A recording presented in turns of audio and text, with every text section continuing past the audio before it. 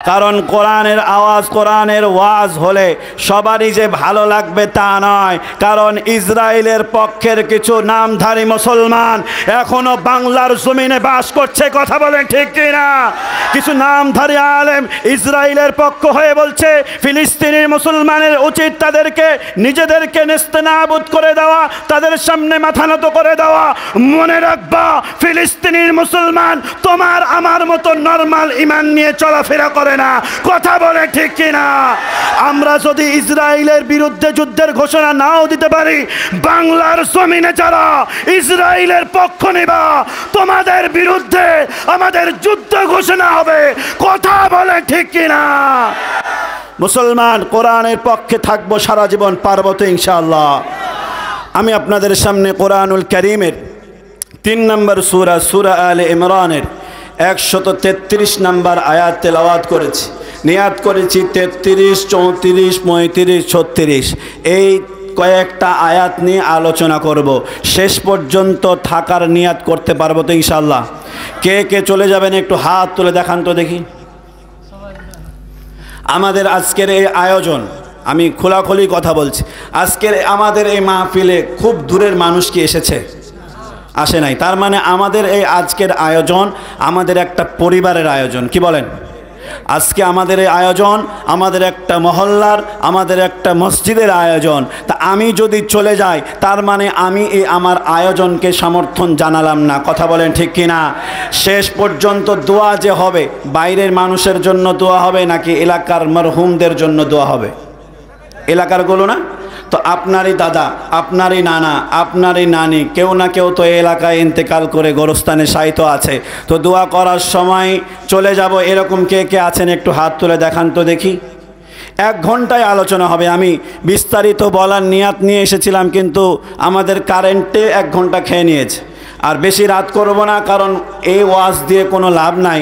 যে ওয়াজ সারা রাত্রি হবে, ফজরের সময় ইমাম সাহেব আসসালাতু খায়রুম মিনান নাওম বলবে, পিছন দিকে তাকিয়ে দেখবে একামত দেওয়ারই লোক নাই। এমন ওয়াজ দিয়ে দরকার, কথা বলেন, এমন ওয়াজের দরকার আছে? আলহামদুলিল্লাহ, শেষ পর্যন্ত থাকার নিয়াত করতে পারলাম তো ইনশাআল্লাহ।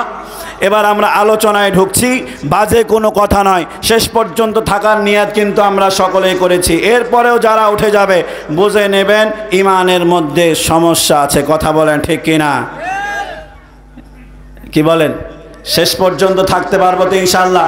ওই দিককার চাচাগুলো বলছে চেয়ারে তো বসেছিলাম, চলে যাওয়ার নিয়াতই করেছিলাম, মৌলবি আমার এমন কথা বলে দিল, এখন তো সমস্যা হয়ে গেল। 1 ঘন্টা মতো বসে থাকা যাবে না? চেয়ারম্যানগুলো রাগ করছেন নাকি আমার উপরে? হ্যাঁ, এবার আলোচনায় আসে ইনশাআল্লাহ। আল্লাহ রাব্বুল আলামিন সূরা আলে ইমরানের 133, 34, 35 এবং 36 নম্বর আয়াতের মধ্যে আমরা রমজানুল মুবারকে সকলেই তো রোজা রেখেছিলাম ইনশাআল্লাহ, কি বলেন? সবাই বলেন তো ইনশাআল্লাহ, ছিলাম তো ইনশাআল্লাহ। যারা ছিলেন না তারাও বলেন ছিলাম তো ইনশাআল্লাহ।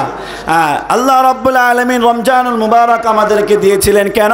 আল্লাহ রাব্বুল আলামিন কালামে হাকিমের মধ্যে বলেন, ইয়া আইয়ুহাল্লাযীনা আমানু কুতিবা আলাইকুমুস সিয়াম কামা কুতিবা আলাল্লাযীনা মিন ক্বাবলিকুম লাআল্লাকুম তাত্তাকুন।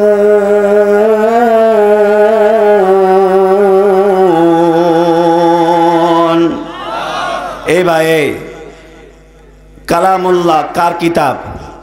একটু আওয়াজ দিয়ে বলেন কার কিতাব? আমরা যারা এই জায়গায় আছি, আমাদের সবার শক্তি যদি এক জায়গায় করেন জড়ো, তবুও কিন্তু স্বীকার করাই লাগবে সবার শক্তি আল্লাহ শক্তি সবচাইতে বড়।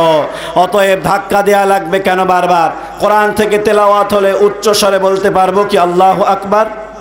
নাকি এখনো বলতে ভয় আছে? হ্যাঁ, এখনো বলতে ভয় আছে নাকি? যে সমস্ত মানুষগুলো আমাদের দলীয়, আমাদের আল্লাহু আকবারের স্লোগানকে বলেছিল দলীয় স্লোগান, যারা বলেছিল বাংলার জমিনে আল্লাহু আকবারের স্লোগানকে চলতে দেওয়া যাবে না, আল্লাহ তাদেরকেই দেশ ছাড়া করে, তাদেরকেই ব্যান করে দেখিয়ে দিয়েছে, কথা বলেন ঠিক কিনা? অতএব কোরআন থেকে তেলাওয়াত হলে আল্লাহর নামে তাকবীর দিতে ভয় আছে কি কারো? ভয় আছে? আল্লাহ রাব্বুল আলামিন সূরা বাকারার মধ্যে বলেছেন যে আমি কেন রমজান মাস দিয়েছিলাম, যাতে করে বান্দারা রোজা রেখে মুত্তাকি হতে পারে। কি হতে পারে? আওয়াজ দিয়ে বলেন কি হতে পারে? আল্লাহ রাব্বুল আলামিন সূরা আলে ইমরানের 133 নম্বর আয়াতের মধ্যে বলেন ওয়াসারিউ ইলা মাগফিরাতিম মির রাব্বিকুম ওয়া জান্নাতিন আরদুহাস সামাওয়াতু ওয়াল আরদ উইদ্দাত লিল মুত্তাকিন।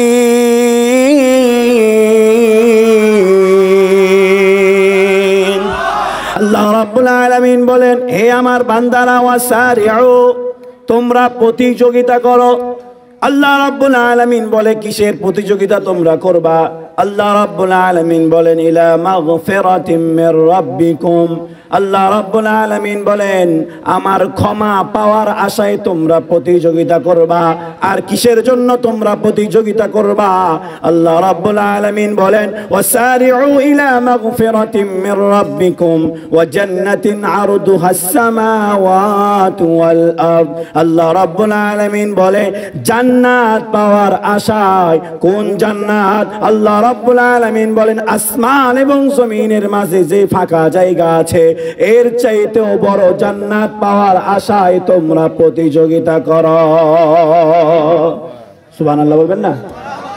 আল্লাহ রাব্বুল আলামিন এরপরে বর্ণনা করেছেন এই জান্নাত কারা কারা পাবে। আল্লাহ রাব্বুল আলামিন বলেছেন উইদ্দাত লিল মুত্তাকিন, মুত্তাকি বান্দারা এই জান্নাত পাবে। রমজান মাসে আমরা রোজা রেখেছি কিসের জন্য? মুত্তাকিয়াত অর্জন করার জন্য। কথা বলেন ঠিক কিনা? কিসের জন্য রোজা রেখেছি? মুত্তাকি হওয়ার জন্য নয় তো? মুত্তাকি হওয়ার জন্যই তো রোজা রেখেছি। কি বলেন? আল্লাহ রাব্বুল আলামিন বলেন আমরা মুত্তাকি হওয়ার জন্য রোজা রেখেছি। রোজা রাখার পরে আল্লাহ রাব্বুল আলামিন বলে মুত্তাকি যে হয়েছো না মুত্তাকি হও নাই এর প্রমাণ তুমি নিজেই বুঝতে পারবে। তোমার মাঝে যদি 5টা গুণ থাকে তুমি নিজে নিজে বুঝে নিবা তুমি মুত্তাকিয়াতের গুণ অর্জন করতে পেরেছো। কয়টা গুণ? আওয়াজ দিয়ে বলেন কয়টা? এই 5টা গুণ শুনে এরপরে যাব। কি বলেন? ইনশাআল্লাহ পারবো তো? ইনশাআল্লাহ। আমরা যারা এখানে বসে আছি তার মানে আমরা প্রমাণ করেছি যে কোরআনের ওয়াজ শোনার জন্য, কোরআনের তাফসীর শোনার জন্য আমাদের ভালো মাইকের প্রয়োজন নাই। মুখ দিয়ে বললেও আমরা কোরআনের মাহফিলে সারা জীবন, কেন রক্ত সারা জীবন নিঃশ্বাস শেষ হওয়া পর্যন্ত বসে থাকতে রাজি আছি। কথা বলে ঠিক কিনা? সারা রাত্রিও যদি কোরআনের মাহফিল শুধু মুখ দিয়েও হয়, সাহাবায়ে কেরামদের সময়ে যেমন কোনো মাইক ছিল না, প্রযুক্তির কোনো ব্যবস্থা ছিল না, তারা যেমন কোরআনের জন্য, ইসলামের জন্য জীবন দিয়েছে, আমরাও প্রমাণ করেছি তাদের ঈমানে আমরাও বলিয়ান হতে চাই। কথা বলে ঠিক কিনা? সম্মানিত উপস্থিতি, আল্লাহ রাব্বুল আলামিন বলছেন যে মুত্তাকি কারা? এই মুত্তাকিদের 5টা গুণ থাকা প্রয়োজন। কয়টা? আওয়াজ দিয়ে শুনতে চাই কয়টা? কোন সূরা থেকে আলোচনা হচ্ছে আমাদের মনে আছে তো? ইনশাআল্লাহ একটু আওয়াজ দিয়ে বলেন কোন সূরা? সূরা আলে ইমরান। এবার আসুন এই 5টা গুণ বলার আগে আল্লাহ রাব্বুল আলামিন বলছে 5টা গুণ যাদের থাকবে আমি আল্লাহ রাব্বুল আলামিন তাদেরকে পুরস্কার দান করব 2টা। কয়টা? আওয়াজ দিয়ে বলেন পুরস্কার কয়টা দিবে আল্লাহ? ওইদিকে কানি দেন না, কারেন্ট আসুক জাহান্নামে যাক আমাদের আর দরকার নাই। কথা বলেন ঠিক কিনা? ওই দেখেন মানুষের চাইতে বাদামের চোখাই বেশি আছে। প্যান্ডেলের কি অবস্থা! আল্লাহ রাব্বুল আলামিন বলছে এই 5টা গুণ যাদের থাকবে পুরস্কার আল্লাহ দিবেন কয়টা? 2টা। কয়টা?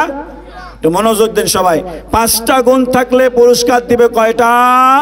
আল্লাহ রাব্বুল আলামিন বলেন أولئك جزاؤهم مغفرة من ربهم وجنات تجري من تحتها الأنهار خالدين فيها أبدا। আল্লাহু আকবার বলেন।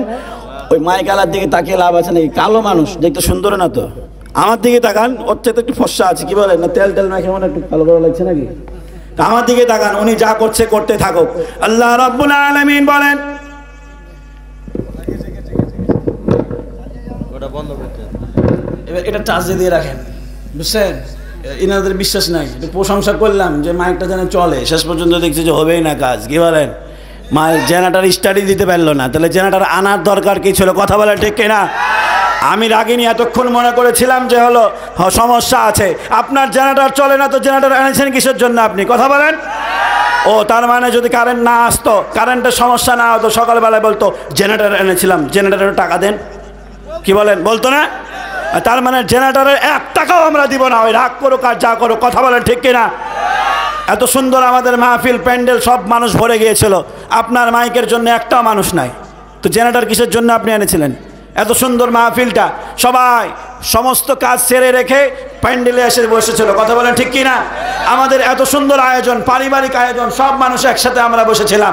মাইকের জন্য ছন্নছাড়া হয়ে কে বিড়ি খেতে গেছে? কথা বলেন ঠিক কিনা? ও বলছে বিড়ি দুটো টান দিয়ে আস, আর তারপরে এসে যদি দেখি যে মাইক চলছে তখন বসবো। হ্যাঁ, যাই হোক, শেষ পর্যন্ত আমরা এই কয়েকজন থাকতে পারবো তো ইনশাল্লাহ? একটু যারা আমরা এখন ওই বিড়ি খাচ্ছি, 2-1টা টান দিয়ে তাড়াতাড়ি চলে আস। আমি বুঝতে পারলাম এখানে সবাই বিড়িখোর, সবার আবার কথা বলছি না, যে মাইক ম্যান এদিক দিয়ে যে মাইকটা ঠিক করলো, হাও হাও গন্ধ করছে বিড়ির শরীরে।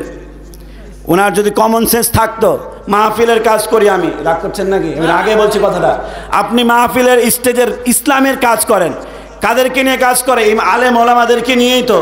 ওনার পাশ দিয়ে যে আপনি আসছেন, শরীর থেকে বিড়ির পুরো গন্ধ আসছে। বিড়ি না খেলেও তো গন্ধ তো জানি যে কোনটা বিড়ির গন্ধ। কি বলেন? আপনাদের কার্যক্রম মোটেও ভালো না। আপনারা চাইলে এই মাহফিলটা আজকে আপনাদের ওসিলা তো সুন্দর হতে পারতো। আসার পর থেকে দেখছি টুপ টুপ টুপ টুপ করে মাইক চলছে, ওয়াজ হচ্ছে না, কারেন্ট গেলে 1 ঘন্টা পুরাই শেষ। এই যে আমার পুরাই 2 ঘন্টা শেষ হয়ে গেল এই কারেন্টের জন্যই। তো যাই হোক, আধা ঘন্টা কথা হবে, আধা ঘন্টা কথা হবে, শেষ পর্যন্ত থাকতে পারবো তো ইনশাআল্লাহ? কথা বলছিলাম, আল্লাহ রাব্বুল আলামিন বলেন ওয়াসারিউ ইলা মাগফিরাতিম মির রাব্বিকুম। মনোযোগের সাথে শুনবেন, আর কোনো উল্টাপাল্টা কথা বলবো না। আল্লাহ রাব্বুল আলামিন বলেন ওয়াসারিউ ইলা মাগফিরাতিম মির রাব্বিকুম ওয়া জান্নাতিন আরদুহাস সামাওয়াতু ওয়াল আরদ উইদ্দাত লিল মুত্তাকিন। আল্লাহ রাব্বুল আলামিন বলে, হে আমার বান্দারা, প্রতিযোগিতা করো কিসের জন্য? আল্লাহ রাব্বুল আলামিন বলে, আমার ক্ষমা পাওয়ার আশায়। কিসের আশায়? কিসের আশায়? আল্লাহ রাব্বুল আলামিন বলেন আমার ক্ষমা পাওয়ার আশায়। আর আল্লাহ রাব্বুল আলামিন বলেন ক্ষমা, আর আল্লাহ রাব্বুল আলামিন বলেন ওয়াসারিউ ইলা মাগফিরাতিম মির রাব্বিকুম ওয়া জান্নাতিন আরদুহাস সামাওয়াতু ওয়াল আরদ। এবং ওই জান্নাতের আশায়, যে জান্নাতকে আমি আল্লাহ আসমান এবং জমিনের চাইতেও বড় করে নির্মাণ করেছি। এই জান্নাতটা কাদের জন্য নির্মাণ করেছি জানো? আল্লাহ রাব্বুল আলামিন বলে, যেই সমস্ত বান্দাগুলো আমার রমজান মাসে রোজা রেখেছে, মুত্তাকিয়াতকে অর্জন করেছে, আমি আল্লাহ মুত্তাকি বান্দাদের জন্য এই জান্নাত পুরস্কার স্বরূপ রেখেছি। সুবহানাল্লাহ বলেন। কোথায় সুবহানাল্লাহ বলতে হয় জানেন না মনে হয় নাকি? আওয়াজ দিয়ে বলেন সুবহানাল্লাহ। আল্লাহ রাব্বুল আলামিন বলে মুত্তাকি কারা? আল্লাহ রাব্বুল আলামিন বলছেন মুত্তাকি হওয়ার জন্য 5টা গুণ লাগবে। কয়টা? আওয়াজ দিয়ে শুনতে চাই, কয়টা? আল্লাহ রাব্বুল আলামিন বলেন এই 5টা গুণ যারা অর্জন করতে পারবে, আমি আল্লাহ রাব্বুল আলামিন তাদেরকে 2টা পুরস্কার দান করব। বলুন না সুবহানাল্লাহ। আল্লাহ রাব্বুল আলামিন বলেন উলাইকা জাযাউহুম মাগফিরাতুম মির রাব্বিহিম ওয়া জান্নাতুন তাজরি মিন তাহতিহাল আনহার।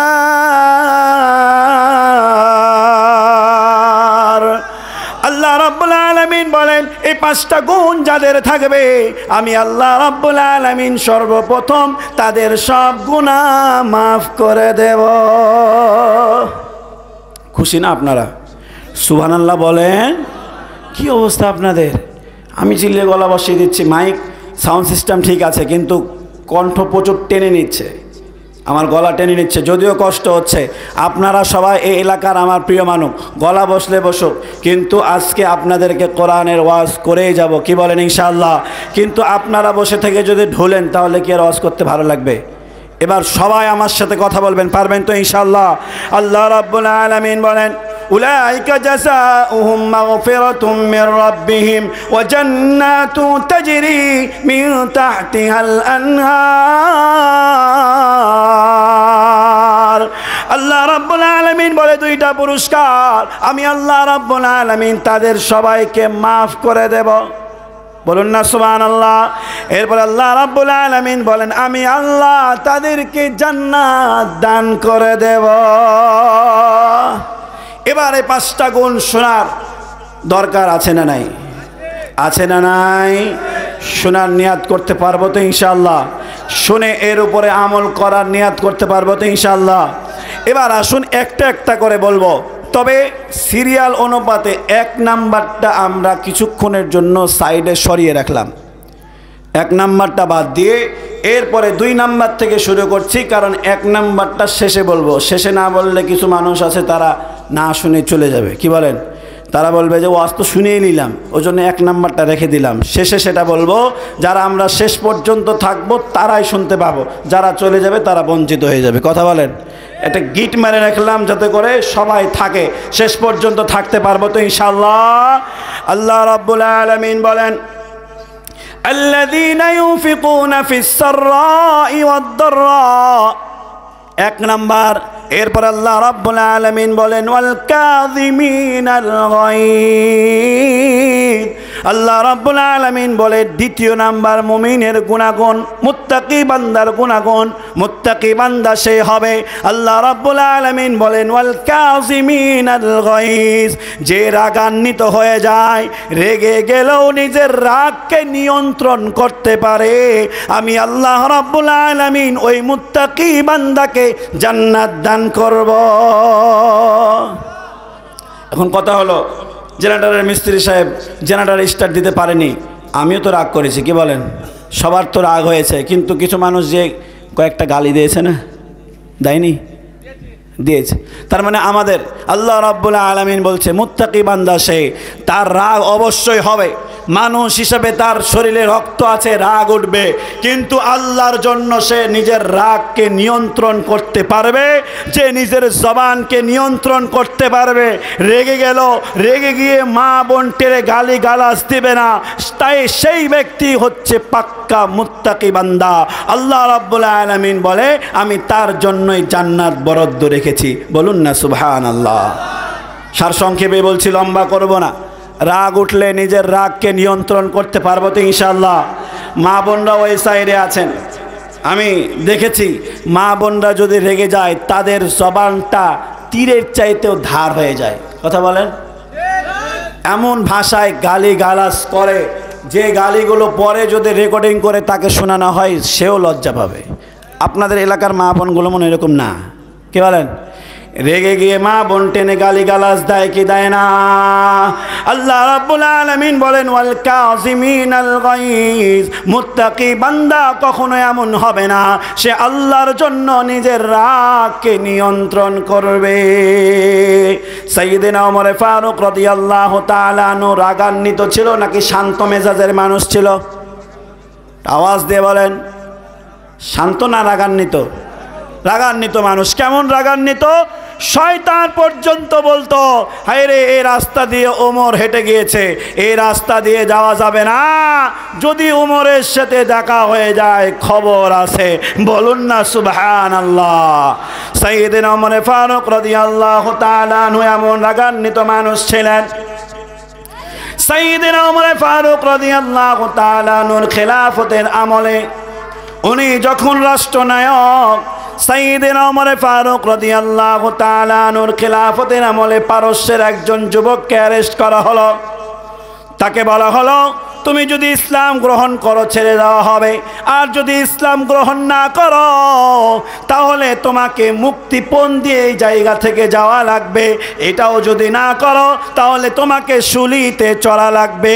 পারস্যের যুবক ওমরকে ডাক দিয়ে বলে রে ওমর, আমি ইসলাম গ্রহণ করব না, তোমাকে মুক্তিপণ দিয়ে আমি মুক্তি নিয়েও যাব না, কারণ আমি পারস্যের যুবক, মানুষকে ট্যাক্স দেওয়ার অভ্যাস আমাদের নাই, মরে যাব তবুও মাথা নত করব না। সাইয়েদনা ওমর ফারুক ডাক দিয়ে বলে রে যুবক, যদি মুসলমান না হস, যদি আমার এই মুক্তিপণ না দিস, তাহলে তোরে শুলিতে চড়াবো। যুবক বলে, হ্যাঁ হ্যাঁ হ্যাঁ, আমারে যদি তুমি শুলিতেও চড়াই দাও আমার আপত্তি নাই, কিন্তু তোমাকে আমি মুক্তিপণ দিব না। উমর ফারুক রাদিয়াল্লাহু তাআলা আনহু যুবককে ডাক দিয়ে বলে, যুবক, তাহলে তোর অমুক দিন তোকে শুলিতে চড়ানো হবে। মনোযোগ সবার আছে তো ইনশাআল্লাহ? শুনছেন তো সবাই ইনশাআল্লাহ?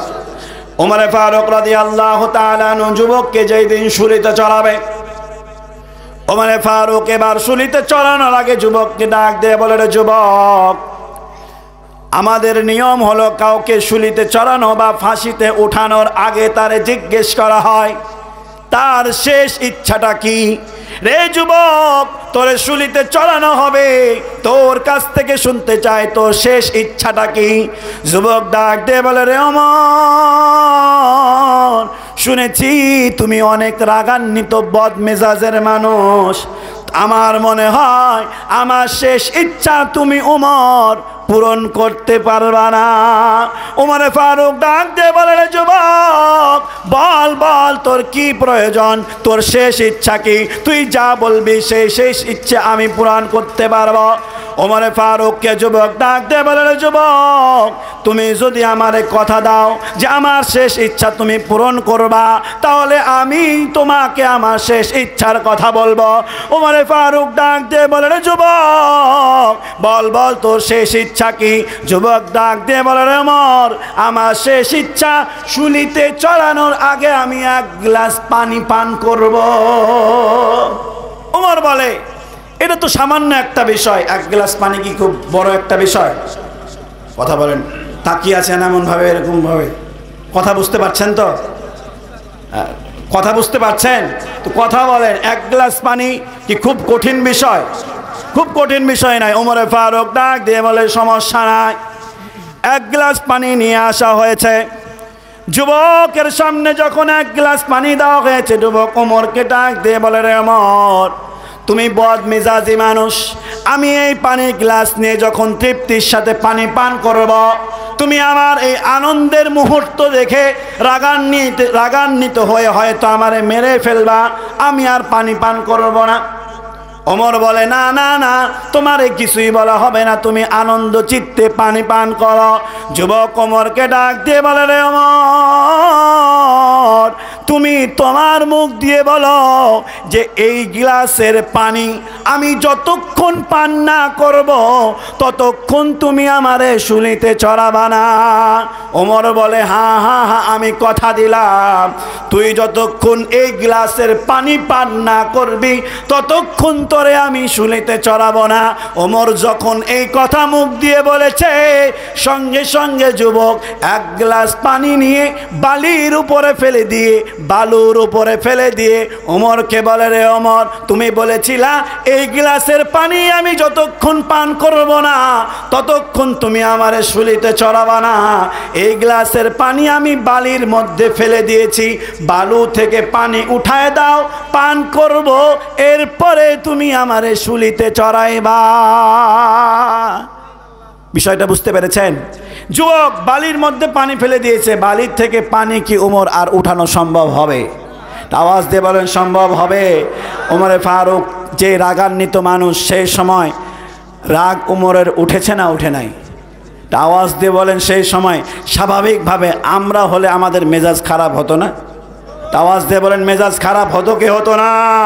তো ওমর ফারুক ইমামুল মুরসালিন, ইমামুল আম্বিয়া, হযরত মুহাম্মদুর রাসূলুল্লাহ সাল্লাল্লাহু আলাইহি ওয়াসাল্লাম যার ব্যাপারে বলেছে, আমার পরে কোন নবী আসলে আল্লাহ রাব্বুল আলামিন ওমরকে নবী করে পাঠাইতো, তার রাগ উঠবে না, এটা কি হতে পারে? ওমর ফারুক রাদিয়াল্লাহু তাআলা আনহু চিন্তা করলেন, ওয়াল কাযিমিনাল গায়জ, আল্লাহ রাব্বুল আলামিন বলেছে মুত্তাকি বান্দা কখনো রেগে গিয়ে কোনো সিদ্ধান্ত নেবে না, কারণ আমাদের দেশে একটা কথা আছে, রেগে গেলেন তো, আওয়াজ দিয়ে বলেন, রেগে গেলেন তো। ওমর ফারুক রাদিয়াল্লাহু তাআলা আনহু রাগ না দেখায়া চুপ মেরে যুবককে বললেন, রে যুবক, ওই যে বালিতে তুমি পানি ফেলে দিয়েছ, ওই পানি উঠিয়ে নিয়ে আসা আমার পক্ষে কিয়ামত পর্যন্ত সম্ভব নয়। তুমি ওই পানি ফেলে দিয়েছ, ওই পানি কিয়ামত পর্যন্ত আমি উঠাইতে পারবো না, অতএব কিয়ামত পর্যন্ত তোমার শুলিতেও চড়াইতে পারবো না। আমি আমার রাগকে নিয়ন্ত্রণ করেছি, কথা দিয়েছিলাম, কথা রেখেছি। যাও যাও, তোমারে আমি ছেড়ে দিলাম, তোমাকে আমি আর শুলিতে চড়াইব না। ওমর ফারুক রাদিয়াল্লাহু তাআলা আনহু নিজের রাগকে নিয়ন্ত্রণ করলেন।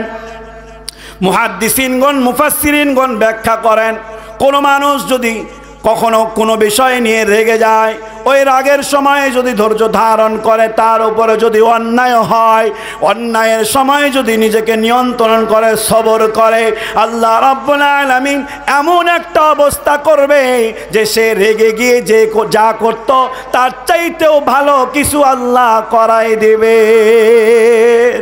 সুবহানাল্লাহ বলেন। আপনারা আপনাদের 5 কেজির মাথা ঝুঁকাতে পারছেন, কিন্তু 200 গ্রাম ওজনের জিহ্বাটা নাড়িয়ে সুবহানাল্লাহ বলতে পারছেন না। আপনাদের মনোযোগী নাই, কী ব্যাপার, শক্তি নাই না কি? একটু কথা বলবেন তো, একটু আওয়াজ দিয়ে বলেন সুবহানাল্লাহ, আরো জোরে বলেন সুবহানাল্লাহ, আলহামদুলিল্লাহ, লা ইলাহা ইল্লাল্লাহ, আল্লাহু আকবার। আওয়াজ দিয়ে বলেন। হযরত সাইয়েদনা ওমর ফারুক রাদিয়াল্লাহু তাআলা আনহু যুবককে আর কিছু বললেন না।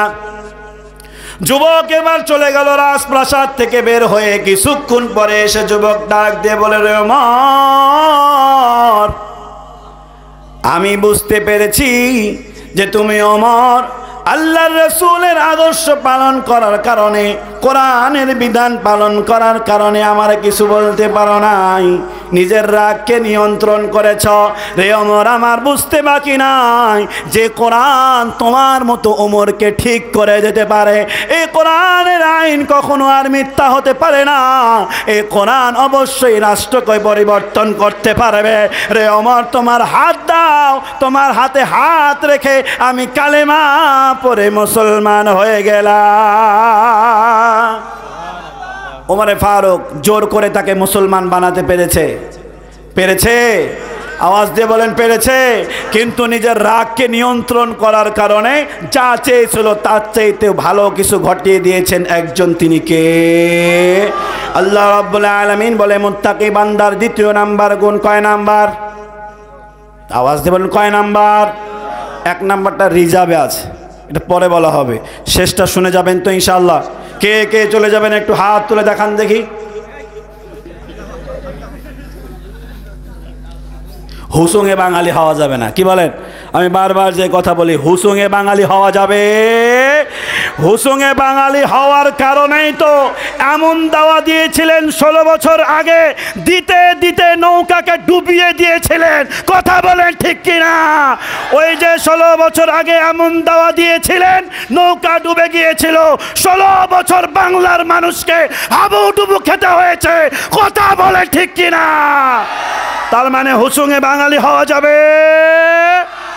মুসলমান কখনো হুসুঙে বাঙালি হতে পারে না। মুসলমান ঠান্ডা মাথায় সিদ্ধান্ত নেবে। কথা বলেন ঠিক কিনা? আল্লাহ রাব্বুল আলামিন বলেন, ওয়াল কাযিমিনাল গায়জ ওয়াল আফিনা আনিন নাস। 3 নাম্বার গুণ কয় নাম্বার? 3 নাম্বার গুণ কয় নাম্বার? মুত্তাকি বান্দার 3 নাম্বার গুণ। আল্লাহ রাব্বুল আলামিন বলেন, ওয়ালা আফিনা আনিন নাস। মানুষ মুত্তাকি বান্দার বৈশিষ্ট্য এমন হবে, সে অন্য মুসলমান ভাই যদি তার সাথে কোনো অন্যায় করে, তার সাথে খারাপ ব্যবহার করে, অন্য সাধারণকে সে সাধারণভাবেই ক্ষমা করে দেবে। এর কয় নাম্বার গুণ? কয় নাম্বার?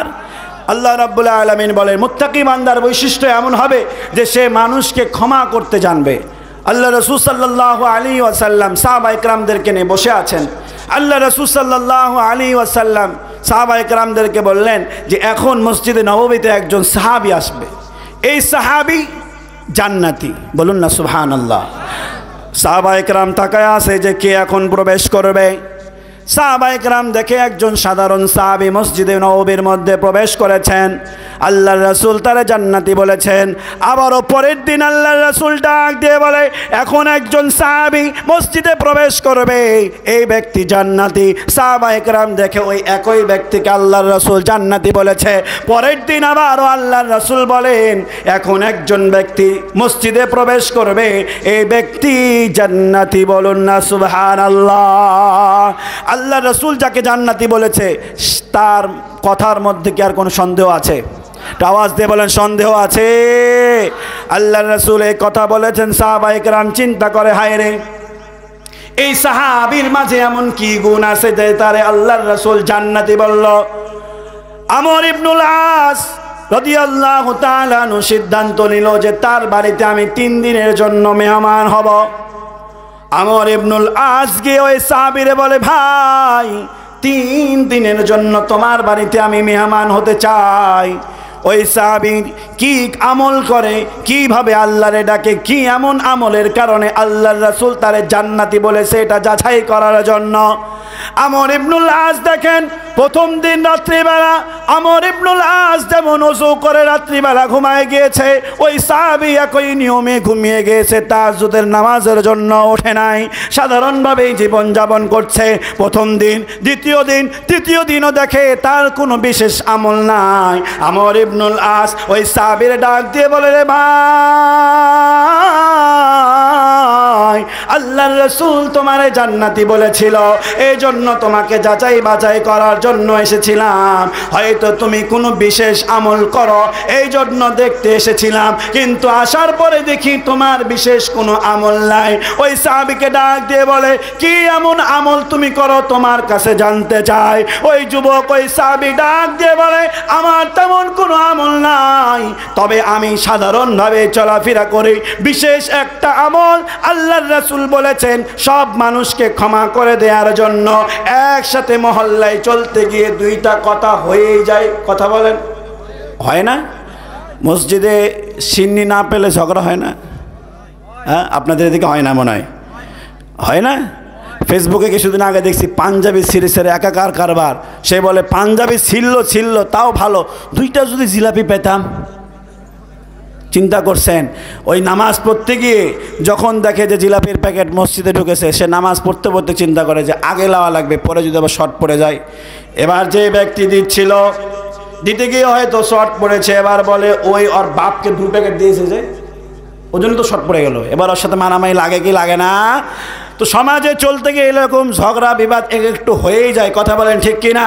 আর এই মাঝে মধ্যে ঝগড়া ফাসাদ হলে এটাই তো আস্তে আস্তে ভালোবাসা বৃদ্ধি করে। কথা বলেন ঠিক কিনা? এগুলো মাঝে মধ্যে হয়। তো আল্লাহ রাব্বুল আলামিন বলছেন এমনটা হলে কি করে দেওয়া লাগবে? ক্ষমা করে দেওয়া লাগবে। কি করে দেওয়া লাগবে? মনের মধ্যে রাগ পুষা রাখা যাবে না। ছোট ছেলে দেখেছে, বয়স তার 12 বছর, এখন পর্যন্ত লুঙ্গিটা ঠিকভাবে পরতে পারে না, দেখেছে বাপ তার আরেক বন্ধুর সাথে ঝগড়া করেছে। এবার এই ঝগড়া দেখার পরে মনে মনে সিদ্ধান্ত নিয়েছে, আমার বাপকে তুই গাল দিয়েছিলি, এই গালের প্রতিশোধ নিয়েই ছাড়বো। 2 দিন পরে দেখা যায় বন্ধু বান্ধব নিয়ে ওই আরেকজন বন্ধুর উপরে অ্যাটাক করে। এমন ঘটনা বোধহয় আপনাদের এলাকায় ঘটে না? এমনটা কখনো করা যাবে না। আপনার সাথে কিছু হয়েছে, আল্লাহর জন্য ক্ষমা করে দেওয়ার মন মানসিকতা রাখতে পারবো তো ইনশাআল্লাহ? ওই সাহাবী আমর ইবনুল আসকে ডাক দিয়ে বলে, আমার বিশেষ কোনো আমল নাই, আমার আমল এইটা। আল্লাহ রাব্বুল আলামিন বলেছেন, ওয়াল কাযিমিনাল গায়জ ওয়াল আফিনা আনিন নাস, মানুষকে যেন আমি ক্ষমা করে দিই। আল্লাহ রাব্বুল আলামিনের আয়াত শোনার পর থেকে রাত্রিবেলা ঘুমাতে যাওয়ার সময় আমার সাথে যদি কারো কোনো কথা কাটাকাটি, আমার যদি কেউ কষ্ট দিয়ে থাকে, রাত্রিবেলা আমি আল্লাহর জন্য ক্ষমা করে দিই। বলুন না সুবহানাল্লাহ। আজকে থেকে এতটুকু নিয়াত করতে পারলাম তো ইনশাআল্লাহ আল্লাহর জন্য এলাকায় যদি আমার কখনো কারোর সাথে মন মালিন্যতা হয়ে যায়, মাফ করে দিব। পারবো তো ইনশাআল্লাহ? মা বোনদের কাছেও আবদার থাকবে, ঠুনকো কোনো বিষয় নিয়ে রাগারাগি করে এমনটা যেন না হয়। অনেক সময় এরকম হয় যে খালা অমুক চাচির খবর কি, কে জানি না, কিন্তু তার পাশাপাশি কিন্তু বাড়ি, তার মানে কি ওর সাথে আর কাজ্যা লেগে আছে। কি বলেন? আপনাদের এলাকায় মনে হয় না। কি নিয়ে ঝগড়া? বলে আমার বাড়ির মুরগি তার বাড়িতে চলে গিয়ে বারান্দায় একটু করে দিয়েছিল, এটা নিয়ে আমাকে এমন এসে গালিগালাজ করেছে।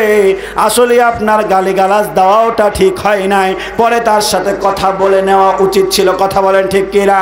তো আল্লাহ রাব্বুল আলামিনের জন্য ঠুনকো কোনো বিষয়গুলো আমরা মাফ করে দেব, পারবো তো ইনশাআল্লাহ? আমি তাড়াতাড়ি আলোচনা শেষ করার চেষ্টা করছি, আপনারা শেষ পর্যন্ত থাকবেন তো ইনশাআল্লাহ? সময় আমাদের অনেকটাই চলে গিয়েছে। এরপর আল্লাহ রাব্বুল আলামিন বলেন, ওয়াল কাযিমিনাল গায়য ওয়াল আফিনা আনিন নাস আল্লাহু ইউহিব্বুল মুহসিনিন। আল্লাহ রাব্বুল আলামিন বলে যে আমি ওই ব্যক্তিগুলোকে ভালোবাসি যারা মানুষের কল্যাণের জন্য মানুষকে ভালোবাসে। বলুন না সুবহানাল্লাহ।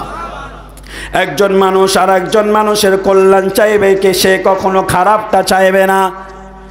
সে সব সময় চেষ্টা করবে আমার ভাই, আমার প্রতিবেশী, আমার দ্বারাই যেন তার কোনো ক্ষতি না হয়ে যায়। সে সব সময় চাইবে আমার ভাইয়ের যেন উপকার হয়। আল্লাহ রাব্বুল আলামিন বলেন, আল্লাহু ইউহিব্বুল মুহসিনিন। আমি আল্লাহ তাদেরকেই ভালোবাসি। বলুন না সুবহানাল্লাহ। এরপর আল্লাহ রাব্বুল আলামিন বলেন, আল্লাহ রাব্বুল আলামিন বলেন, আল্লাযীনা ইযা ফাআলু ফাহিশাতান আও যালামু আনফুসাহুম যাকারুল্লাহা ফাস্তাগফিরু লিযুনুবিহিম ওয়া মান ইয়াগফিরুয যুনুবা ইল্লাল্লাহ।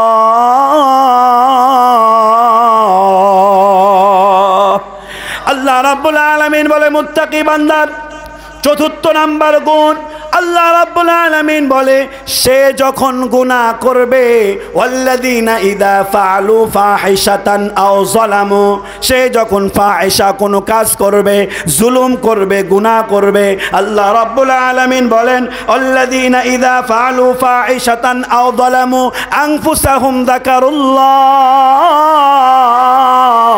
সে যখন গুনাহ করবে আল্লাহকে স্মরণ করে আল্লাহর কাছে মাপ চাইবে। বলুন না সুবহানাল্লাহ। মুমিন মুত্তাকি বান্দার বৈশিষ্ট্য এটাও একটা যে সে যখন গুনাহ করবে মনের মধ্যে শয়তান ওয়াসওয়াসা দিবে যে আর কত গুনাহ করবি আর আল্লাহর কাছে মাপ চাইবি, আল্লাহর সাথে বাটপারি করা বন্ধ করবি না, এমন ওয়াসওয়াসা দেয় না যে আল্লাহর কাছে আর কতবার মাপ চাইবি, মরার আগে একবার মাপ চাইলেই তো হয়ে যায়। এমন শয়তান মনে আপনাদের এলাকায় নাই, রাজশাহীতে আছে। শয়তান ওয়াসওয়াসা দেয় আল্লাহর কাছে মাপ চাওয়া যাবে না। আল্লাহ রাব্বুল আলামিন বলেন, ওয়া মান ইয়াগফিরুয যুনুবা ইল্লাল্লাহ। বান্দারে তুই যখন কোনো গুনাহ করিস, তুই যখন কোনো পাপ কাজ করিস, আমি আল্লাহ ফেরেশতাদেরকে নিষেধ করে দেই, রে ফেরেশতা খবরদার খবরদার আমার বান্দার গুনাহ এখনই সঙ্গে সঙ্গে লিখবা না। হয়তো সে আমার কাছে ক্ষমা চাইতে পারে, হয়তো সে আমার কাছে মাপ চাইতে পারে। আল্লাহ রাব্বুল আলামিন বলে, রে ফেরেশতারা রে, সে যদি আমি আল্লাহর কাছে একটা বার বলে আল্লাহ আমার ভুল হয়ে গিয়েছে ক্ষমা করে দাও, আমি আল্লাহ সঙ্গে সঙ্গে তারে ক্ষমা করে দেব। সাইয়েদনা মুসা আলাইহিস সালাতু ওয়াস সালাম যখন কারুনকে গিয়ে বলল যে আল্লাহর রাস্তায় তোমারে যাকাত দিতে হবে, দান করতে হবে, সে অস্বীকার করলো। মুসা আলাইহিস সালাতু ওয়াস সালাম অভিশাপ দিলেন যে তুই সহ তোর সম্পদ যেন মাটির সাথে ডুবে যায়, মাটিতে যেন পুঁতে যায়। মুসা আলাইহিস সালাতু ওয়াস সালাম অভিশাপ দেওয়ার পরে কারুন যখন মাটির নিচে ঢুকে যাচ্ছিল, বারবার মুসার ডাক দিয়ে বলে, রে মুসা আমার ভুল হয়ে গিয়েছে, ক্ষমা করে দাও। আর এমন সিদ্ধান্ত নেব না, আল্লাহর রাস্তায় দান করব, আল্লাহর রাস্তায় যাকাত দেব। মুসা মাফ করে নাই, কারণ তার সম্পদ সহ জমিনের নিচে ঢুকে গিয়েছে। আল্লাহ রাব্বুল আলামিন মুসার ডাক দিয়ে বলেন, মুসা ওই যে কারুন তোমার কাছে বারবার বলতেছিল আমারে ক্ষমা করে দাও, রে মুসা ওই কারুন যদি তোমার কাছে না বলে আমি আল্লাহর কাছে একবার বলতো, আল্লাহ আমারে ক্ষমা করে দাও, আমি আল্লাহ ওই কারুনকে মাফ করে দিতাম। হযরত মুসা আলী হযরত পয়গম্বর মুহাম্মদুর রাসূলুল্লাহ সাল্লাল্লাহু আলাইহি ওয়াসাল্লাম উনার সময় একজন সাইয়েদনা ওমর ফারুক রাদিয়াল্লাহু তাআলা আনহুর বাড়ির সামনে কান্না করছেন। এমনভাবে কান্না করছে, হযরত ওমর ফারুক কঠোর হৃদয়ের মানুষ, কিন্তু ওই যুবকের কান্না দেখে ওমরের চোখ দিয়ে পানি চলে এসেছে। ওমর যুবককে ডাক দিয়ে বলেন, যুবক কিসের জন্য এমন হাউমাউ করে কাঁদিস রে? যুবক ডাক দিয়ে বলেন, মুসা, এমন একটা পাপ আমি করেছি যেই পাপ হয়তো আর কোনোদিন আমি ক্ষমা পাবো না। পয়গম্বর মুসা পয়গম্বর আল্লাহর রাসূল সাল্লাল্লাহু আলাইহি ওয়াসাল্লামের কাছে আমি যেতে চাই। ওমর ফারুক বলে, চল আল্লাহর রাসূলের কাছে নিয়ে যায়। যুবককে আল্লাহর রাসূল ডাক দিয়ে বলে, নবী, অনেক বড় পাপ করে ফেলেছি, আল্লাহ হয়তো আর কোনোদিন আমারে ক্ষমা করবে না। আল্লাহর পয়গম্বর ওই যুবককে ডাকতে বলেন, যুবক কি এমন গুনাহ তুমি করেছো? এমন গুনাহ কি তুমি করেছো আসমানের চাইতেও বড়? যুবক বলে, হ্যাঁ হ্যাঁ, আমার গুনাহ আসমানের চাইতেও বড়। আল্লাহর রাসূল বলে, তোমার গুনাহ কি এই পৃথিবীর মাঝে যেই ফাঁকা জায়গা আছে এর চাইতেও বড়? যুবক ডাক দিয়ে বলে, হ্যাঁ হ্যাঁ হ্যাঁ, আমার গুনাহের চাইতেও বড়। আল্লাহর রাসূল বলে, যুবক তোমার গুনাহ কি আল্লাহর রহমতের চাইতেও বড় নাকি? যুবক বলে, পয়গম্বর আমার মনে হয় আমার গুনাহ আল্লাহর রহমতের চাইতেও বড়। বলুন না নাউজুবিল্লাহ। আল্লাহর রাসূল যুবকরে ডাক দিয়ে বলে, রে যুবক কি এমন গুনাহ তুমি করেছো? মনোযোগ আছে তো সবার ইনশাআল্লাহ? আল্লাহর রাসূল বলে, রে যুবক কি এমন গুনাহ তুমি করেছ? যুবক ডাক দিয়ে বলে, ইয়া রাসূলুল্লাহ, আজকে সত্য কথাটা আপনাকে বলতে চাই। ইসলাম গ্রহণ করার আগে আমার বদ অভ্যাস ছিল, কাফনের কাপড় আমি চুরি করতাম। ইসলাম গ্রহণ করার পরেও সেই গুনাহটা আমি করে যাচ্ছিলাম। কিন্তু আজকে শুনেছি মদিনার সবচাইতে সুন্দরী হুরে মদিনা ইন্তেকাল করেছে। আমি আমার নিয়ম অনুপাতে গোরস্থানে গিয়া ওই যে হুরে মদিনা তার শরীর থেকে আমি কাফনের কাফনটা চুরি করে আবার নিয়ম অনুপাতে কাফনের কাপড়টা নিয়ে আমি রাস্তায় রওনা দিয়েছি। কানের কাছে কে যেন আমার ডাক দিয়ে বলে, রে যুবক এমন সুযোগ আর কোনোদিন পাবি না। এই যে এত সুন্দরী রমণী একজন মহিলা কবরের মধ্যে শুয়ে আছে, তার বাধা দেওয়ার মতো শক্তি নাই। তুই চাইলে তার সাথে খারাপ কাজ করতে পারবি। যুবক বলে, ইয়া রাসূলুল্লাহ, আমি না বুঝে শয়তানের ওয়াসওয়াসায় পড়ে ওই মহিলার সাথে কবরে আমি জিনা করেছি রে রাসূল। জিনা করে যখন আমি আবারও চলে আসতেছিলাম, কবর থেকে কেন জানি আমার মনে হচ্ছিল ওই হুরে মদিনা সুন্দরী দাঁড়ায় আমার ডাক দিয়ে বলে, রে যুবক, সারা জীবন আমি আমার সতীত্বকে হেফাজত করেছিলাম, আমি কোনোদিন অপবিত্র হই নাই। কিন্তু তুই এই হাজার হাজার রুহুর জগতের মানুষগুলোর মধ্যে আমারে উলঙ্গ করেছিস, আমার সাথে জিনা করেছিস, আমাকে তুই অপবিত্র বানাই দিয়েছিস। আল্লাহর কাছে যখন আমি উঠব অপবিত্র অবস্থায় তোর জন্যই উঠব। আর গোটা পৃথিবীর মানুষ যদি তোরে ক্ষমাও করে দেয়, আমি তোরে কোনোদিন ক্ষমা করব না। কিয়ামতের মাঠে তোর বিচার আমি আল্লাহর কাছে চাইব। ওই সাহাবী আল্লাহর রাসূলের কাছে এই কথা বলছিলেন, এমন সময় পয়গম্বর ওই যুবক সাহাবীর ডাক দিয়ে বলে, রে সাহাবী, এমন জঘন্য পাপ তুই করেছিস, আল্লাহ তোরে হয়তো আর কোনোদিন ক্ষমা করবে না। বলুন না নাউজুবিল্লাহ। সবাই জিকির করুন, লা ইলাহা।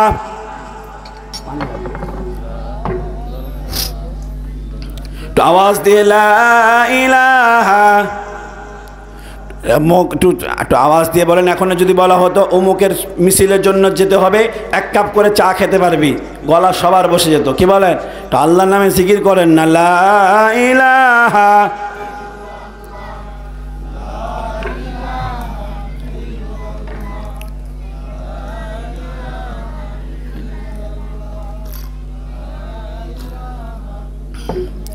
আল্লাহ রাসূল সাল্লাল্লাহু আলাইহি ওয়াসাল্লাম যুবককে যখন এই কথা বলেছে, যুবক সঙ্গে সঙ্গে আল্লাহর রাসূলের দরবার থেকে বের হয়ে পাহাড়ের চূড়ার উপরে উঠে গিয়েছে।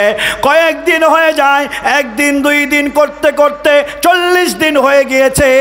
আল্লাহ রাব্বুল আলামিন জিবরাইলকে পাঠায় দিয়া আল্লাহর রাসূলের কাছে প্রশ্ন পাঠায় দিয়েছে।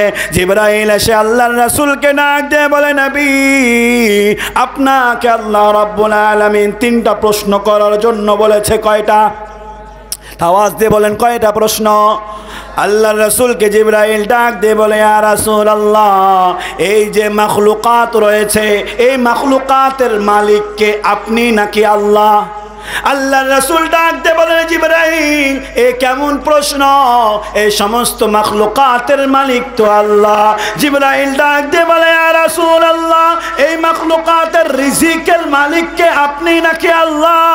আল্লাহর রাসূল জিবরাইল ডাক দিয়ে বলেন, জিবরাইল, কখনো তো এমন প্রশ্ন করতে দেখি নাই, নিঃসন্দেহে সমস্ত মাখলুকাতের মালিক আল্লাহ। জিবরাইল ডাক দিয়ে বলে, ইয়া রাসূলুল্লাহ, তাহলে আপনি বলুন, মানুষ যদি গুনাহ করে ক্ষমা করার মালিক আপনি নাকি আল্লাহ? আওয়াজ দিয়ে শুনতে চাই কে? আওয়াজ দিয়ে বলুন কে? আল্লাহর রাসূলকে জিবরাইল ডাক দিয়ে বলে, পয়গম্বর,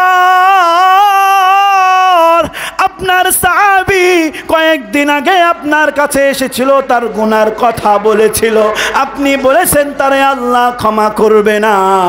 পয়গম্বর, আপনি আপনার সাহাবীরে জানায় দেন, সে আল্লাহর কাছে কাঁদতে কাঁদতে তার শরীরটাকে শুকায়া ফেলেছে, তার চোখের পানি শেষ হয়ে গিয়েছে।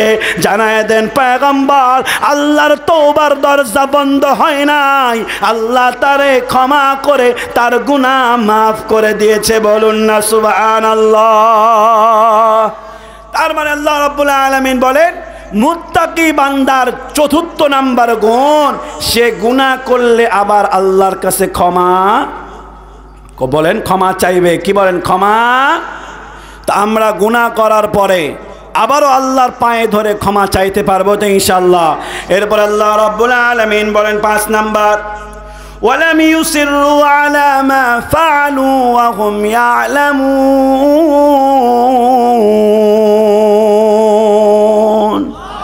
আল্লাহ রাব্বুল আলামিন বলেন 5 নাম্বার গুণ মুত্তাকি বান্দার, ওয়ালাম ইউসিরু আলা মা ফাআলু ওয়া হুম ইয়ালামুন। সে যে গুনাহ করেছে একটা, আল্লাহর কাছে তওবা করে সে আর পরে সেই গুনাহ করবে না, প্রতিজ্ঞা করবে, আর কখনো সেই গুনাহর কাছে যাবে না।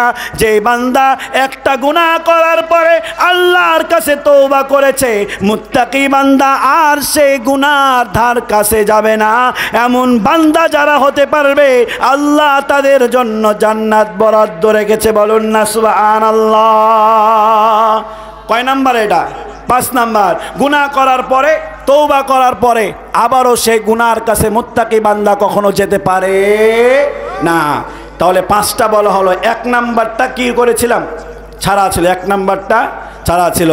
দোয়া শেষ করে যাব, দোয়ার আগে কেউ যাব না। নিয়াত করতে পারলাম তো ইনশাআল্লাহ? আমরা কারা কারা দোয়া করে যাব, হাত তুলে আল্লাহকে দেখাই তো ইনশাআল্লাহ। আজকে আমরা আমাদের মা বাবা, আত্মীয় স্বজন, ফিলিস্তিনি মুসলমানদের জন্য দোয়া করব। শেষ পর্যন্ত একটা মানুষও উঠবেন না। যা আলোচনা হবে 1 নাম্বারটা বলবো, শেষ পর্যন্ত থাকবো। পারবো তো ইনশাআল্লাহ? যে উঠবেন ওয়াদার খেলাপ করলেন। পিছনেরগুলো হাত ওঠান, যে হাসছে দেখো মালবে, যে যাবে লুঙ্গি টেনে ধরবেন, তুমি গেলে যাও, ওটা থাক। কি বলেন? কেউ উঠবেন না। আল্লাহ রাব্বুল আলামিন 1 নম্বরে বলেন, আল্লাহ রাব্বুল আলামিন বলেন, আল্লাযীনা ইউনফিকুনা ফিস সাররাই ওয়াদ দাররাই ওয়াল কাযিমিনাল গায়জ। মুত্তাকি বান্দা সেই ব্যক্তি, আল্লাযীনা ইযা, আল্লাহ রাব্বুল আলামিন বলেন, আল্লাযীনা ইউনফিকুনা ফিস সাররাই ওয়াদ দাররা। আল্লাহ রাব্বুল আলামিন বলে, মুত্তাকি বান্দা সে যে সুখে দুঃখে, অভাবে থাকলেও, সচ্ছল অবস্থাতেও থাকলেও সদা সর্বদা আল্লাহর রাস্তায় দান করে। বলুন না সুবহানাল্লাহ। এখন বলবেন যে মৌলবি মনে হয় ওদিকে ঢুকছে। আমি বলেছি নাকি আল্লাহ বলেছে? দানের কথা কে বলেছে, মৌলবি নাকি আল্লাহ? আওয়াজ দিয়ে বলেন কে বলেছে, মৌলবি নাকি আল্লাহ? আল্লাহ রাব্বুল আলামিন বলেন মাসালুল লাযীনা ইউনফিকুনা আমওয়ালাহুম ফি সাবিলিল্লাহ। আল্লাহ রাব্বুল আলামিন বলে কোন মুত্তাকি মুমিন বান্দা যখন আল্লাহর রাস্তায় 1 টাকা দান করে, কয় টাকা? আল্লাহ রাব্বুল আলামিন বলে ওই 1 টাকাটাকে আমি আল্লাহ এমনভাবে লালন পালন করি। আল্লাহ রাসূল সাল্লাল্লাহু আলাইহি ওয়াসাল্লাম বলেন কিয়ামতের মাঠে অসংখ্য বান্দা এমন পাওয়া যাবে যারা আল্লাহকে বলবে, আল্লাহ তুমি বলতেছো যে এই যে আমার এই নেকির পাহাড়, কিন্তু এত নেকি তো আমি করি নাই, তুমি মনে হয় আমার সাথে মজা করছো। এমন হতে পারে না যে আপনাকে হঠাৎ করে একজন এসে বলছে তোর ব্যাংকে 2 লাখ টাকা আছে, বলে পকেটে 20 টাকা নিয়ে ঘুরছে আর বলে 2 লাখ টাকা। এরকম আশ্চর্য হতে পারে না? তো অনেক ইমানদার বান্দা এরকম কিয়ামতের মাঠে বলবে হায় রে, আল্লাহ বলে এই নেকির পাহাড় আমার, কিন্তু এত নেকি তো আমি করি নাই। আল্লাহ রাব্বুল আলামিন বলেন মাসালুল লাযীনা ইউনফিকুনা আমওয়ালাহুম ফি সাবিলিল্লাহ। বান্দা যখন 1 টাকা আল্লাহর রাস্তায় দান করে, আল্লাহ রাব্বুল আলামিন বলে বান্দারে ওই 1 টাকাকে আমি আল্লাহ কিভাবে লালন পালন করে বড় করি শোন। আল্লাহ রাব্বুল আলামিন বলে এইভাবে আমি লালন পালন করি, তুমি যখন চারা গাছ বপন করো, ধান যখন লাগাও, একটা ধান থেকে একটা গাছ হয় না? হয় কি হয় না? আল্লাহ রাব্বুল আলামিন বলে 1 দানা থেকে একটা গাছ হয়, আর ওই গাছে 7টা শীষ থাকে। কয়টা? 7টা শীষ থাকে। কে বলছেন, আমি নাকি আল্লাহ? আপনার কথা মানে বুঝছেন না, কে বলছে? আল্লাহ রাব্বুল আলামিন বলে 7টা শীষ থাকে, প্রত্যেকটা শীষে আমি আল্লাহ 100 করে দানা দান করি। অতএব কোন মুমিন ইমানদার বান্দা যখন 1 টাকা দান করে, আল্লাহ রাব্বুল আলামিন তার আমলনামায় 700 টাকা দান করার সওয়াব লিখে দেন। বলুন না সুবহানাল্লাহ। এরপর আল্লাহ রাব্বুল আলামিন বলে শুধু তা না, আল্লাহ রাব্বুল আলামিন বলেন মান জাবিল হাসানাতি ফালাহু আশরু আমসালিহা। আমি আল্লাহ রাব্বুল আলামিন ওই 700কে আবার 10 দিয়ে গুণ দিয়ে তোর আমলনামায় নেকি লিখে দেই। বলুন না সুবহানাল্লাহ। 700কে আবার 10 দিয়ে গুণ দিলে কত হবে? 70,000, 7,000। আমার টাকা নাই তো জন্য হিসাব জানি না, যারা বলতে পারছে টাকার মালিক, এটা টেস্ট করলাম। কি বলেন? আল্লাহ রাব্বুল আলামিন বলেন এত নেকি আমি আল্লাহ দান করব।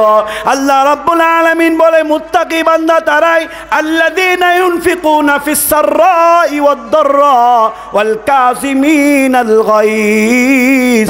মুমিন ইমানদার বান্দা, মুত্তাকি বান্দা সে দুঃখে থাকলেও আল্লাহর রাস্তায় দান করে, সুখে থাকলেও আল্লাহর রাস্তায় দান করে যারা, আমি আল্লাহ তাদের জন্যই জান্নাত বরাদ্দ রেখেছি। বলুন না সুবহানাল্লাহ।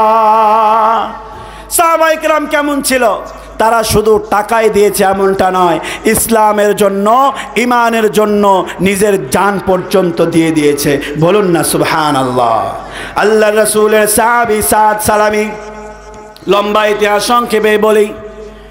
আল্লাহ রাসূলকে বলে ইয়া রাসূলুল্লাহ আমি বিবাহ করব। আল্লাহ রাসূল বিবাহের ব্যবস্থা করলো। সাদ সালামি অনেক গরিব। আল্লাহর রাসূল সাহাবায়ে কেরাম হযরত উসমান রাদিয়াল্লাহু তাআলা আনহুর কাছ থেকে কিছু হাদিয়া নিয়ে সাদ সালামিকে পাঠিয়ে দিয়ে গেল, রে সাদ তোর বিয়ে জোহরের নামাজের পরে হবে, তুই গিয়ে তোর বিয়ের বাজার নিয়ে আয়।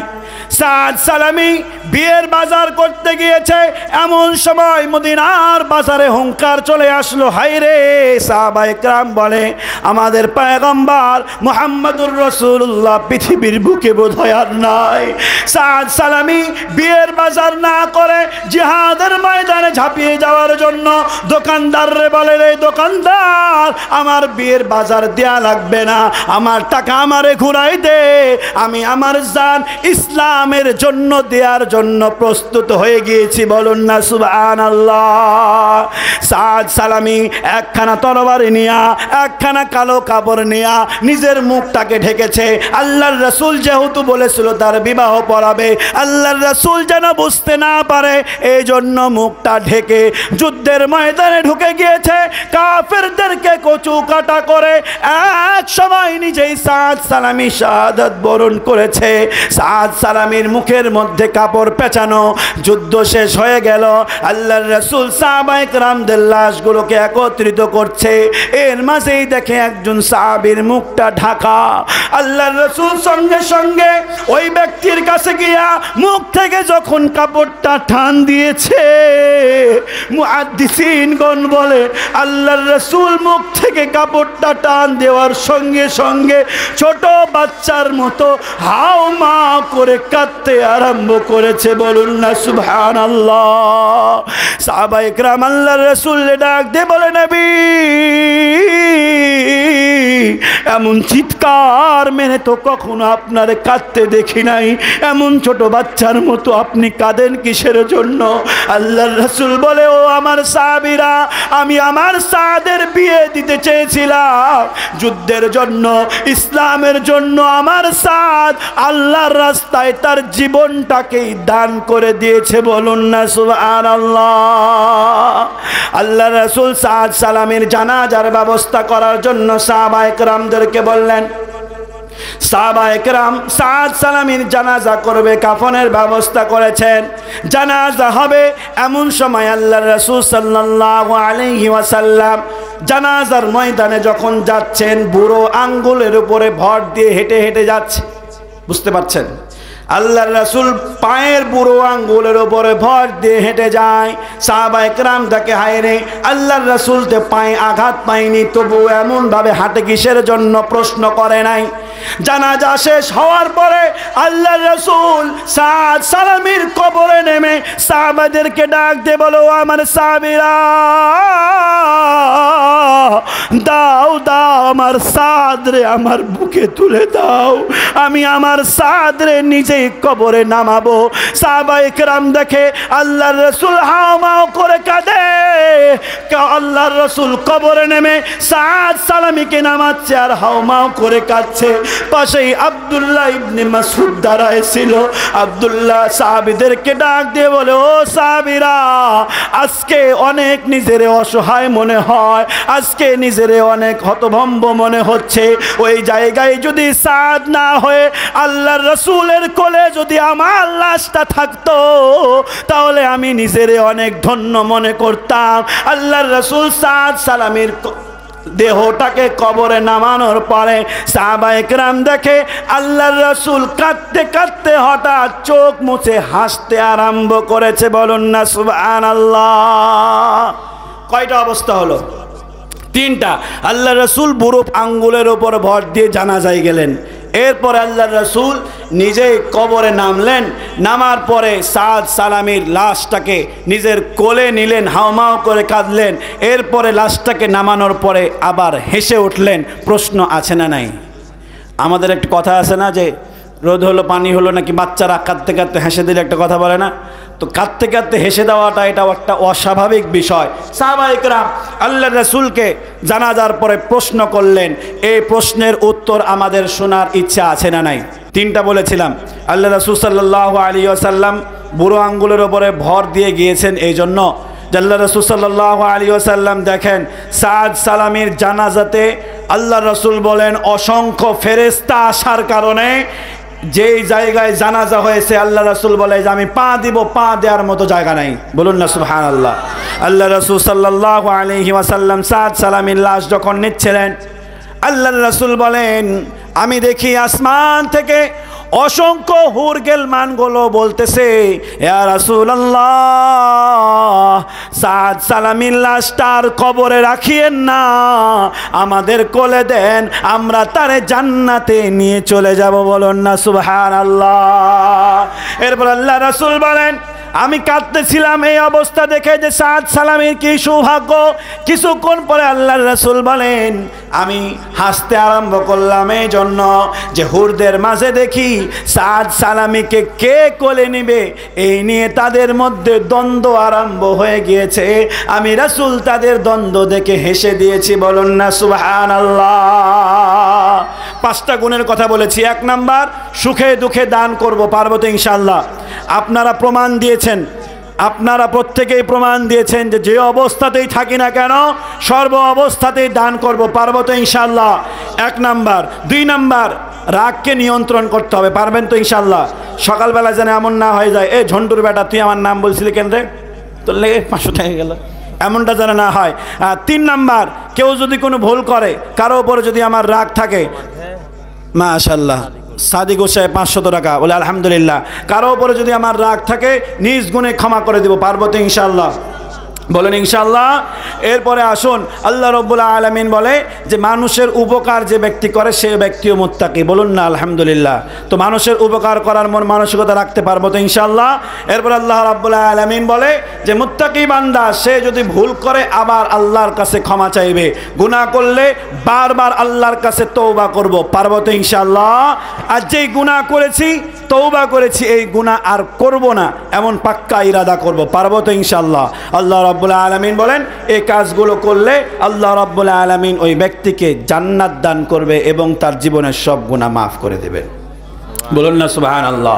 সকলে দুরূদ শরীফ পাঠ করুন, আল্লাহুম্মা সাল্লি আলা সাইয়্যিদিনা মুহাম্মাদিন নাবিয়্যিল উম্মি ওয়া আলা আলিহি ওয়া বারিক ওয়া সাল্লিম তাসলিমা। আমরা দোয়া করব। দোয়া একটা এমন ইবাদত যেই জায়গায় আপনার যদি কান্না নাও আসে, আল্লাহ রাসূল বলে কেউ যদি কান্নার ভান করে আল্লাহ রাব্বুল আলামিন তার কান্নার ভান দেখে তার গুনাহ মাফ করে দেয়। তো এই জন্য আমরা সবাই নিজের গুনার দিকে চিন্তা করে আল্লাহর কাছে মাপ চাইবো, পারবো তো ইনশাআল্লাহ। ভাই যেন অন্য আমার ইউটিউবে অনেক গজল আছে, ভাই মাপ চাই, অনেক সময় গেছে। হ্যাঁ দোয়া করি না ভাই, আমার দোয়া করি, অনেক রাত হয়ে গেছে। ইউটিউবে আপনারা সার্চ দেবেন তানবিন আক্তার তোকে ভরে আছে। সাগর শুকিয়ে যাবে একদিন, পাহাড় তুলো হয়ে উড়বে, মহাকাশ ভুলে যাবে নিয়ম কানুন, পাথর জ্বালানি হয়ে পুড়বে, তবে আর ভরসা কি থাকে আমার প্রভু, চাই যে কেবল শুধু তোমার দিদার, চাই যে কেবল শুধু তোমার দিদার। এ চোখ সাক্ষী দেবে দেখা না দেখার, এ কান সাক্ষী দেবে কি শুনেছি তার, এ হাত বলবে কথা শুধু অসহায়, নীরবে দাঁড়িয়ে আমি কাঁদবো, তোমাকেই মনে মনে ডাকবো, নীরবে দাঁড়িয়ে আমি কাঁদবো, তোমাকেই মনে মনে ডাকবো। ক্ষমা করে দিও প্রভু সে কঠিন দিনে, সহজ করে নিও হিসেব আমার, চাই যে কেবল শুধু তোমার দিদার, চাই যে কেবল শুধু তোমার দিদার।